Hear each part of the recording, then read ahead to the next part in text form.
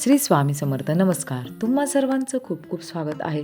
स्वामी तुमच्या सर्व इच्छा पूर्ण करोत ही स्वामींच्या चरणी प्रार्थना करून मी सुरुवात करते.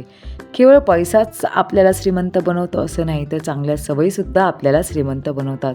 ते कसे, तर आज मी ते तुम्हाला सांगणार आहे.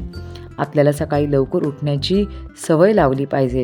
जेव्हा आपण लवकर उठतो तेव्हा आपली पुढची कामेसुद्धाही पटापट होतात. सकाळी उठल्या उठल्या आपण सुरुवातीला जेव्हा अंथरुणात असतो तेव्हा हात जोडून देवाला नमस्कार करायचा व देवाने आपल्याला जो आजचा दिवस दाखवला आहे त्याच्याबद्दल देवाचे आभार मानायचे असतात.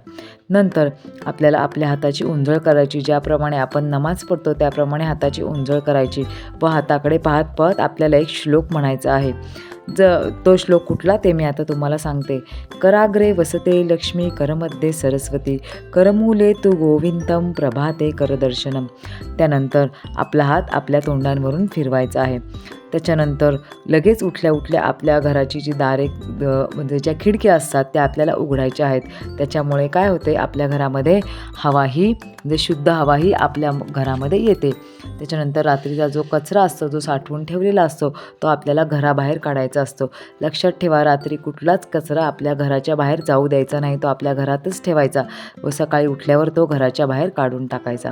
नंतर आपले अंगण असतं ते स्वच्छ झाडून घ्यायचे. आपलं घर स्वच्छ झाडून घ्यायचं आहे.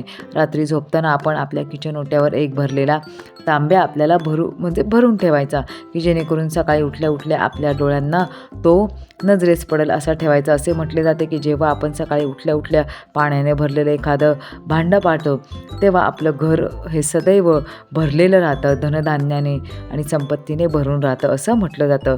आपण घरातला जो कचरा आहे तो काढून झाल्यावर आपल्याला जी काही स्वच्छतेची कामे आहेत ती आपण करू शकतो.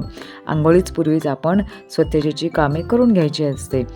नंतर आंघोळ झाल्यावर मग आपण स्वयंपाकाकडे वळू शकतो, म्हणजे स्वयंपाक करू शकतो. हे लक्षात ठेवा. नेहमी आपण जेव्हा घराची फरशी पुसत असतो तेव्हा आपल्याला फरशी पुसताना त्या पाण्यामध्ये थोडेसे आपण लिक्विड तर टाकतोच, पण त्या पाण्यामध्ये थोडेसे आपल्याला मीठ टाकायचं आहे. मिठाच्या पाण्याने जर आपण फरशी पुसली तर निगेटिव्हिटी ही दूर होते. नेहमी लक्षात ठेवायचे की गुरुवारी कधीच फरशी पुसायची नाही. हा जो नियम आहे तो वास्तुशास्त्रातील आहे की गुरुवारी फरशी पुसायची नाही. आपल्या घरातील नेहमी जाळ्या जळमट्या जर आपल्याला काढायच्या असतील तर त्या शनिवारी काढाव्यात.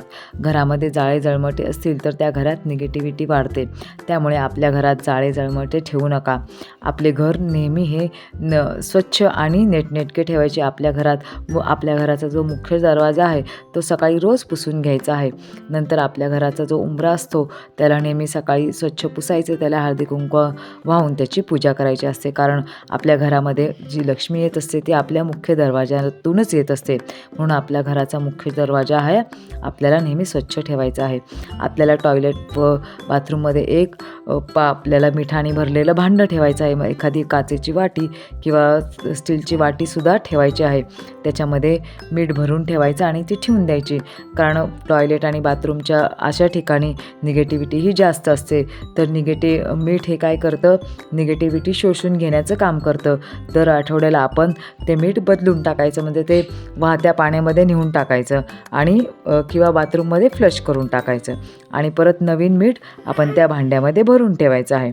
नंतर संध्याकाळी जेव्हा दिवे लागण्याची वेळ असते तेव्हा आपल्या घरामध्ये कापूर जाळायचा असतो.